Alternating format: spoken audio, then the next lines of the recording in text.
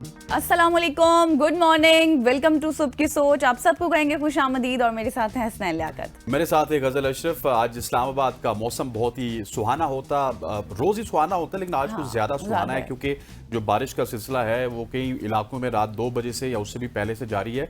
और अभी जब तक हम ऑफिस आ रहे थे बारिश बड़ी आबोताब के साथ जारी थी। नदी नालों में हल्की सी आपको तो यानी भी नजर आ रही थी। शहर का जो टेम्परेचर है वो डाउन है लेकिन साथ साथ दिन के वक्त थोड़ा सा हबस का माहौल भी होता है क्योंकि सावन है तो हब्स तो होगी। थोड़ा सा कम भी लग रहा है क्योंकि पिछले दिनों में काफी ज्यादा हो गया था।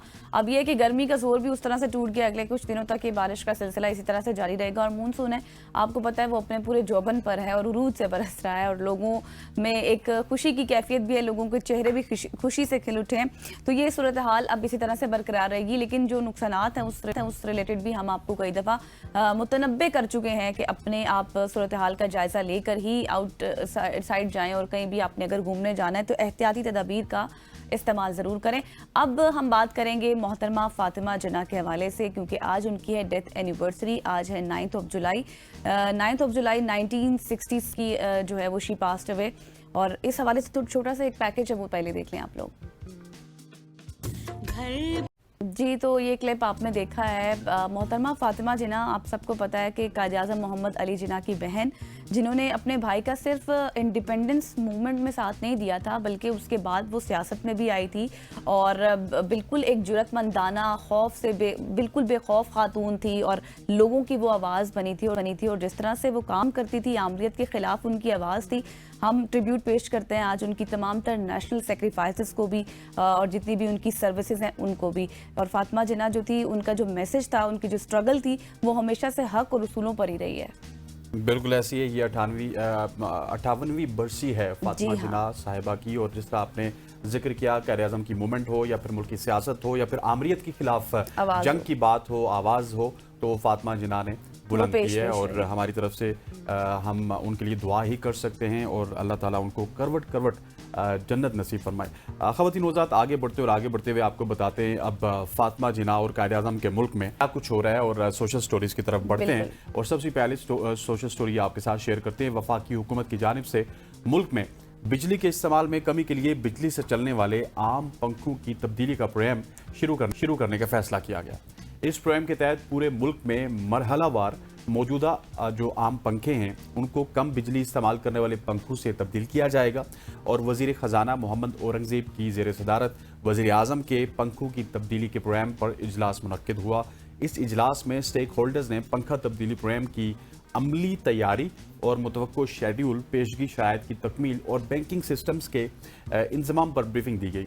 पंखे तब्दीली प्रोग्राम के पहले मरहले का आगाज़ रवा माह से करना है, इसलिए तमाम ज़रूरी इक़दाम आइंदा 2 से 3 हफ्तों में मुकम्मल कर लिए जाएंगे ताकि इस प्रोग्राम पर अमल दरामद शुरू हो सके। मगर इस तस्वीर का दूसरा रुख भी आपको बताते हैं। वो ये है कि कुछ लोगों का ख्याल है, और ये कुछ जिन लोगों का ख्याल है वो अच्छा ही ख्याल है, कि हुकूमत ने कम बिजली वाले पंखों की स्कीम का ऐलान इस वजह से किया कि बाज़ाहिर आवाम को बिजली की बचत का फ़ायदा देने के लिए, मगर असल वजह सोलर सिस्टम्स के बढ़ते इस्तेमाल से बिजली की खपत में कमी है, जिससे हुकूमत की आमदन मुतासिर हो रही है। और ऐसा लगता है कि जैसे बिजली बचाने के नाम पर आवाम को एक बार फिर नया खरमों का टीका लगाने की तैयारी की जा रही है। और ये कुछ हुकूमत पाकिस्तान कर रही है। दुनिया की हुकूमतें किस तरह से अपनी आवाम को एसी इन्वर्टर उस तरफ लेके जा रही हैं, हमने पंखों को क्या करना है, कफायतशारी की तरफ, पंखों की कफायतशारी की तरफ जाना है। और देखिए ना कि हम कल भी बात कर रहे थे इस हवाले से अपने इकोनॉमी वाले सेगमेंट में कि जिस तरह से सोलर सिस्टम्स की तरफ लोगों का रुझान बढ़ गया था, लोग काफ़ी तादाद में लगवा रहे थे, अभी भी लगवा रहे हैं। लेकिन यह है कि जिस तरह से आप इसके ऊपर भी इतने कदगन लगा दिए जाएंगे और आप पंखों की तब्दील कर देंगे बिजली बचाने के लिए और अपने आप ये कहें कि ख़जाने भरने के लिए, तो फिर लोग तो मुतासिर होंगे। और जिस तरह से आपने बात की ना कि बाहर की कंट्रीज, तो वहाँ पे बहुत सी फैसिलिटेशंस होती हैं अपने आवाम के लिए। लेकिन खैर आगे बढ़ते हैं और आगे बढ़कर आपको बताते हैं कि सिविल डिफेंस से अफसरान की अनोखी मंतक सामने आई है। सिविल डिफेंस के अफसरान ने नौजवान की जान खतरे में डाल दी है और मोटरसाइकिल मैकेनिक की दुकान पर 3 लीटर पेट्रोल बरामद होने पर नौजवान को सड़क पर मुर्गा बना दिया। ये तो हाल है भाई। अफसरान ने पेट्रोल बरामद होने पर मैकेनिक को अपने ऊपर पेट्रोल छिड़कने का कहा और मेहनतकश लड़के ने पेट्रोल अपने ऊपर आप ये कहें कि डाल भी लिया और वाकई की फुटेज भी मंजर आम पर आ गई। ये फुटेज आप इस वक्त स्क्रीन पर भी देख सकते हैं और फुटेज में ये वाज़ेह तौर पर देखा जा सकता है कि पहले मैकेनिक को कान पकड़वाए उसके बाद पेट्रोल छिड़काया गया और दुकानदार राजा माजिद ने कहा कि मेरी पेट्रोल की दुकान नहीं है, मोटरसाइकिल के इंजन साफ करने के लिए पेट्रोल रखा हुआ था मैंने। और इस तरह से मतलब आप सबके सामने अगर आपको कोई पेट्रोल नहीं देगा तो आप उसके साथ ये सलूक करेंगे। That is very unfortunate. ये जो विजुअल्स आ रहे हैं ये सिविल डिफेंस के जो एहलकार हैं, मैं समझता हूँ कि इनकी सजनिश होनी चाहिए। Exactly. और ये जो हमारे यहाँ जो सिस्टम है ना मुअत्तल करने का, ये सिस्टम अफसरान को कहीं ना कहीं पे दिलेर भी बना देता है कि क्या होगा, मुअत्तल हो जाएंगे, तनख्वाह शायद आती रहेगी, 1-2 हफ्ते में मामला ठंडा हो जाएगा, वापस आ जाएंगे। जब तक आपने अपने सरकारी अफसरान को, ये जो सिविल डिफेंस के अफसरान हैं, जो सिविल डिफेंस की जो वर्दी है वो भी पुलिस की तरह की होती है और उसी तरह के इनके काम भी होते हैं, तो ये यहाँ पे मौजूद है, इनमें से 1-2 को बर्खास्त कर लिया जाए तो इस तरह के प्रेसिडेंट पूरे पाकिस्तान में जो हो रहे हैं वो नहीं होंगे और एक प्रेसिडेंट बन जाएगा आपके पास कि अगर आप ऐसा करेंगे तो आपकी नौकरी भी जा सकती है। अवधि नुज़ात, आगे बढ़ते हुए एक बहुत ही इंटरेस्टिंग स्टोरी है मेरे पास जो कि मैंने आपको बतानी है। गजल, आप घर में मच्छर तो मारती होंगी?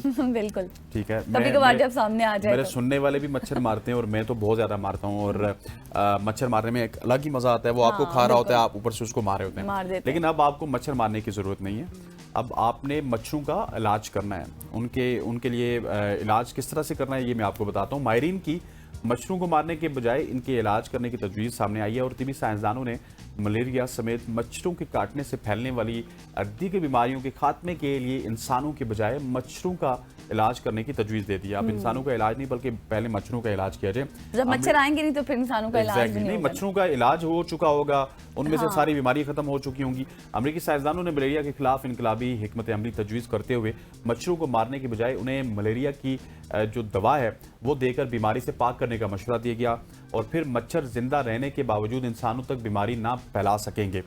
मज़कूरा गैर मामूली तजवीज़ हार्वर्ड यूनिवर्सिटी के माहिरीन की जानिब से सामने आई, जिन्होंने एक तहकीक के दौरान ऐसी दवाएं दरियाफ्त की हैं जो मच्छर के जिस्म के अंदर मौजूद मलेरिया के जरासीम जैसे पैरासाइट्स को मुकम्मल तौर पर ख़त्म कर सकती है। माहिरीन के मुताबिक मज़कूरा 2 दवाएं मच्छरों को उनकी टांगों के जरिए जज्ब करवाई जा सकती हैं। माहिरीन की ख्वाहिश है कि मुस्तकबिल में मच्छरदानियाँ ना सिर्फ केमिकल इंसेक्टिसाइड्स के साथ महफूज हों बल्कि इनमें मलेरिया कश जो दवाएं हैं उनको भी शामिल किया जाए ताकि अगर एक तरीका नाकाम हो जाए तो दूसरे तरीके से काम किया जाए। मतलब ये जो जितने भी साइंटिस्ट हैं उन्होंने 2 तरीके आपको बता दिए हैं। अगर इस तरीके से पॉसिबल एक तरीके से नहीं होता तो दूसरा तरीका आप इस्तेमाल कर लें और फिर इंसान जो है मुख्तलिफ बीमारियों से भी बच सकते हैं। आगे बढ़ते हैं और काफ़ी इंटरेस्टिंग स्टोरी इन्होंने बताई। आगे बढ़कर आपको बताते हैं यूनाइटेड मुत्तहिदा अरब अमारात के हवाले से, UAE के हवाले से, जहाँ पर आलमी फ़ज़ाई कंपनी एमिरेट्स एयरलाइन के मुसाफिर 1 साल के दौरान परवाज़ों पर 6 करोड़ लग्जरी और महंगे चॉकलेट हड़प कर गए हैं। और एयरलाइन ने वर्ल्ड चॉकलेट डे की मुनासबत से जारी करदा दादोशुमार में ये बताया कि दुनिया भर में कंपनी की तमाम परवाज़ों पर मजमूई तौर पर 6 करोड़ चॉकलेट्स खाई गई और एयरलाइन के मुताबिक ये तादाद गुज़श्ता साल के मुकाबले में 20 लाख ज़्यादा है। सबसे ज़्यादा चॉकलेट्स इकोनॉमी क्लास में खाई गई जहां 3.5 करोड़ से ज़्यादा चॉकलेट टुकड़ों का इस्तेमाल रिकॉर्ड किया गया है। इसी तरह अगर बात करें कि नई जो मुतारिफ कराई गई प्रीमियम इकोनॉमी क्लास है उसमें भी चॉकलेट्स की मांग में नुमाया इजाफा सामने आया जहां 10,60,000 चॉकलेट्स खाई गई हैं और कंपनी के मुताबिक बिजनेस क्लास में 92 लाख चॉकलेट्स खाई गई हैं जबकि फर्स्ट क्लास के मुसाफिरों ने 1,22,000 बड़ी गवर्नमेंट चॉकलेट के जो पूरे बड़े बड़े बॉक्स होते हैं वो लेकर आए जो तकरीबन 14 लाख चॉकलेट्स के बराबर हैं। और अमारात एयरलाइन दुनिया भर के मशहूर चॉकलेट ब्रांड्स के साथ शराकतदारी भी रखती है और हर 6 माह बाद परवाज़ों में चॉकलेट्स की अक़साम तब्दील की जाती हैं ताकि मुसाफिरों को ताजगी और तनव्वुर फराहम किया जा सके। मुख्तलिफ अक़साम की जो चीज़ें हैं चॉकलेट्स हैं वो दी जा सके। बिल्कुल ऐसी है। और गज़ल जिस तरह आप कह रही हैं कि 6 करोड़ से ज़ायद चॉकलेट्स और 4 लाख और 14 लाख, हाँ, एक एमिरेट्स की जितनी भी फ्लाइट्स थी पिछले साल में वो खाई गई हैं। सो 6 करोड़ से ज़ायद लग्जरी चॉकलेट्स का मतलब ये है कि अरबों रुपए मुसाफिरों ने अपने सफर के दौरान चॉकलेट्स के ऊपर लगा दिए। हालांकि चॉकलेट्स को इतना अच्छा नहीं होता, ठीक है, एक दफा आपने खा लिया आपकी क्राविंग पूरी हो गई, बात खत्म। लेकिन अरबों रुपए आपने लगा दिए।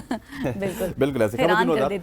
आगे बढ़ते हुए आपको बताते हैं कि आम होने चाहिए और बेहिसाब होने चाहिए। बहुत सारे लोग आम को पसंद भी करते हैं और आम एक ऐसा फल है जो कि सब सामने आ जाए तो बेशतर अफराद के लिए हाथ रोकना बहुत मुश्किल हो जाता है। मगर रोजाना आम खाने से ब्लड प्रेशर की सतह पर क्या असरात मुरतब होते हैं, इस हवाले से मैं आपको बताऊंगा। और इस सवाल का जवाब एक तिबी तहकीक में सामने आया तहकीक में बताया गया है कि रोजाना आम खाने से इंसुलिन की हसासियत को बेहतर बनाया जा सकता है और ब्लड शुगर की सतह मुस्तहकम रखने में मदद मिल सकती है।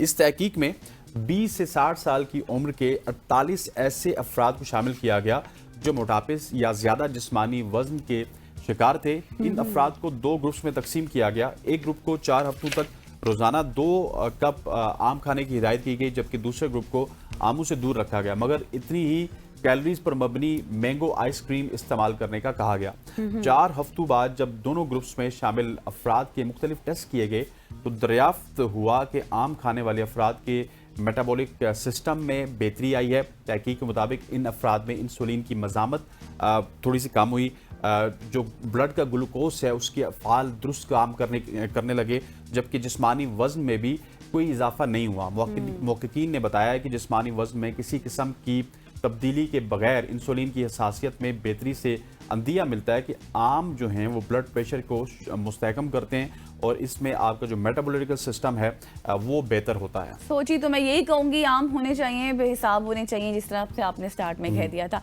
मिर्जा गालिब ने बेसिकली ये कहा था। हाँ बिल्कुल। अब बात कर लेते हैं जी नाश्ते के हवाले से थोड़ी सी। अगर आपने आम की बात की है, अक्सर अफराद नाश्ते में अंडे खाना पसंद करते हैं। आपको पसंद है? आप खाते? मैं पहले खाता था, आप नहीं खाता। अब छोड़ दिया आपने? डाइट पे रहे आप? नहीं डाइट पे नहीं, बस वो आहिस्ता आहिस्ता जिंदगी में चेंजेस आती हैं तो हमने अंडा एक्सक्लूड कर दिया। सही हो गया। अंडों से प्रोटीन, मिनरल्स और विटामिन और दीगर मुतादिद ग़िज़ाई अज्जा आपको पता है कि वो जिस्म को मिलते हैं और इस ग़िज़ाइयत से जो है सेहत पे भी मुफीद असर पड़ता है। मगर एक ख्याल अक्सर सामने आता है कि गर्म मौसम में अंडे खाने से गुरेज करना चाहिए, क्योंकि उनकी तासीर उस तरह से गर्म होती है जिससे जिस्म को नुकसान पहुंच सकता है, पिंपल्स आपको निकल आते हैं। मगर क्या ये बात वाकई दुरुस्त है या फिर नहीं? क्योंकि तिबी माहिरीन ने अब तहकीकात की हैं और उन्होंने कहा है कि ये ख्याल बिल्कुल गलत है।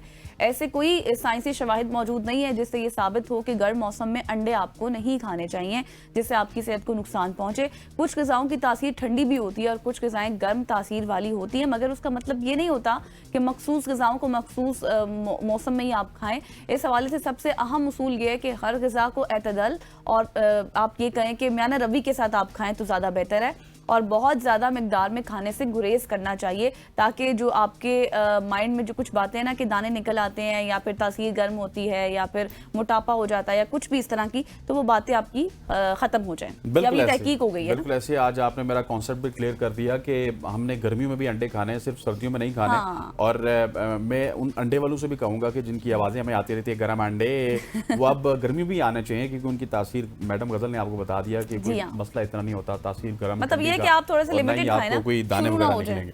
एग्जैक्टली। खवातीन और हज़रात, यहाँ पे वक्त हुआ चाहता है एक शॉर्ट सी कमर्शियल ब्रेक लेते हैं, वापस आते हैं। Stay with us.